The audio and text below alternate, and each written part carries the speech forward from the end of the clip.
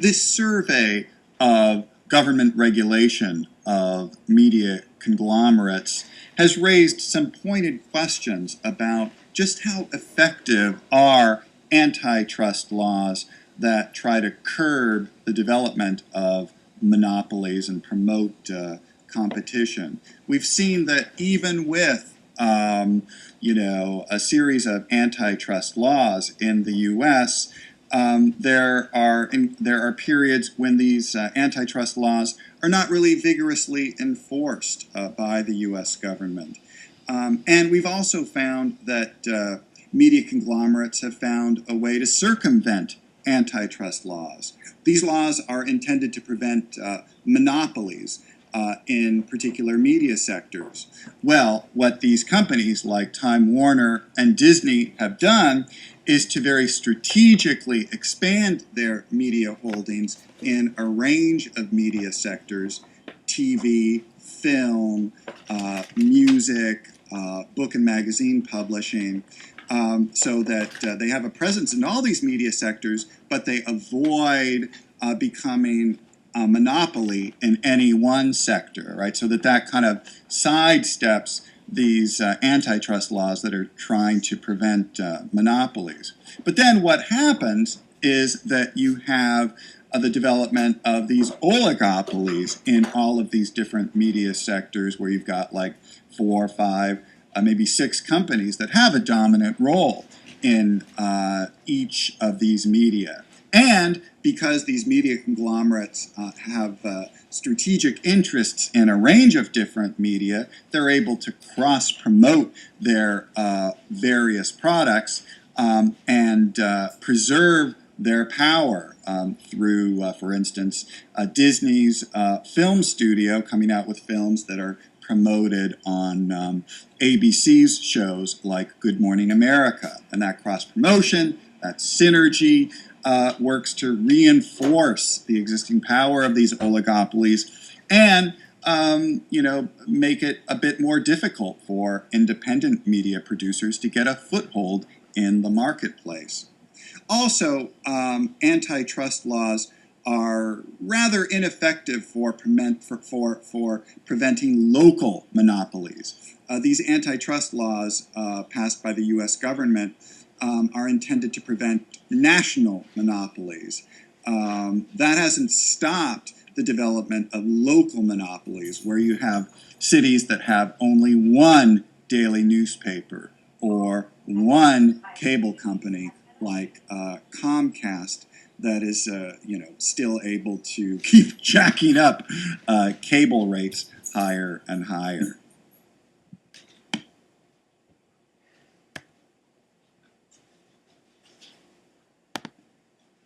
So in this survey of media economics, it's very clear that there is some pretty pronounced concentration of ownership in our media, and a pretty tight oligopoly of companies that dominate both traditional media and new media online. And then that raises a big question, though, which is, why is it that there's very little public debate or discussion about this issue of media ownership? Why is it that newspapers or TV news or major online sites don't really address these concerns about ownership concentration of our media and possible consequences of that? How come we don't have a vigorous public discussion about whether or not there should be greater antitrust enforcement on media industries to increase more competition and more openness in media? So there's no really easy answer to that. Frankly, it may be that the American public just isn't interested in this topic, that when it comes to other issues like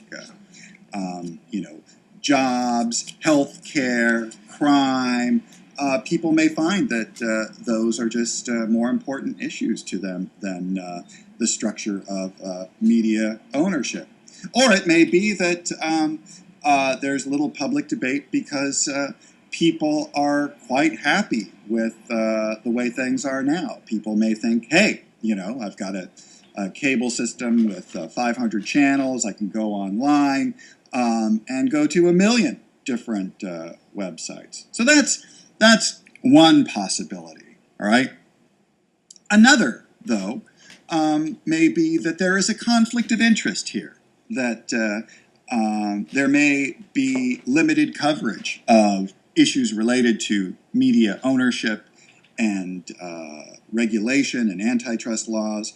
There may be limited discussion about whether or not media are serving the public interest because these news organizations and information-oriented media outlets are themselves owned by companies like Time Warner and Disney and News Corp that benefit from the existing system being in place, right? That Time Warner and Disney like very much the current system where they are free to gobble up more media outlets and not have government looking over their shoulder, right?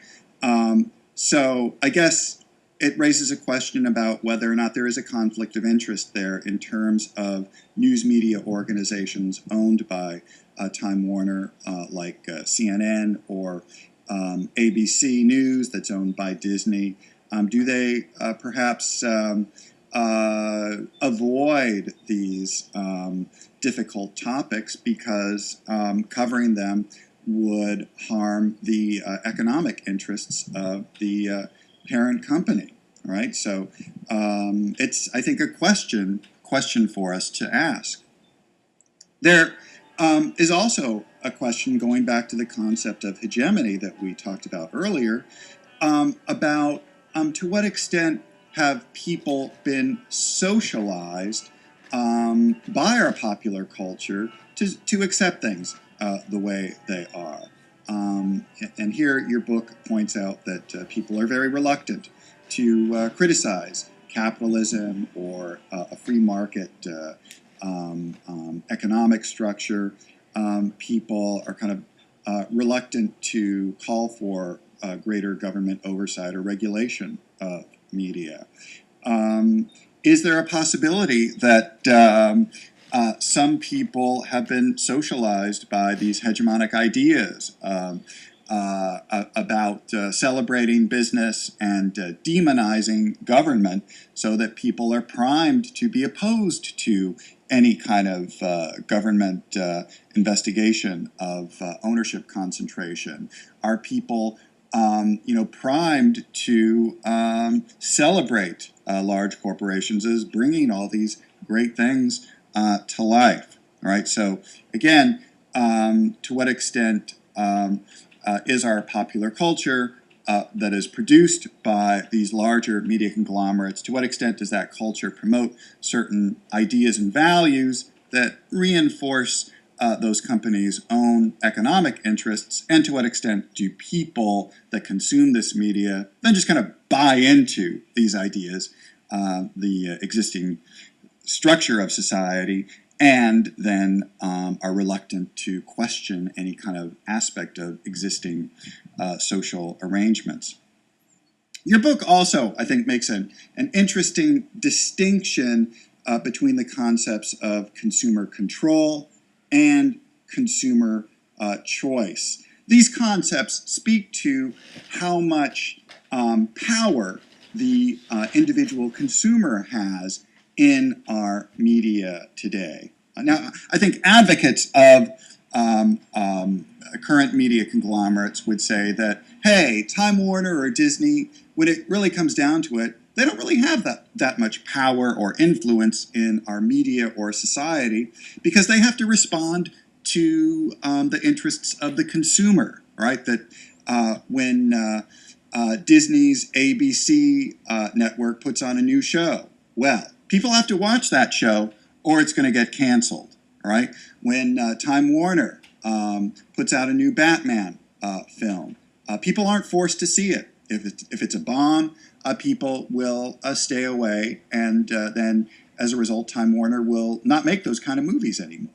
Right? So some argue that in our system of media, it's the consumer that's in the driver's seat, and media conglomerates simply respond to the choices of these consumers, and that system works well.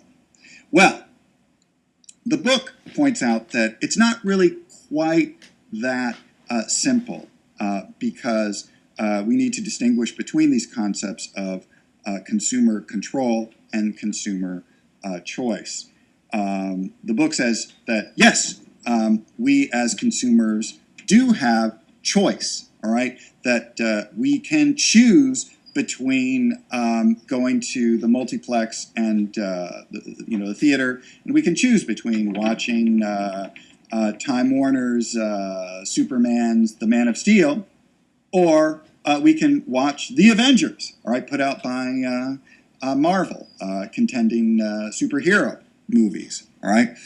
But that ability to exercise choice between a show on ABC and a show on NBC, that's different from having consumer control, all right? Consumer control would involve having some kind of power or influence to shape the kinds of media that's produced in the first place, right? And some critics argue that consumers have consumer choice, all right? They can choose between option A, B, or C, but they don't have consumer control.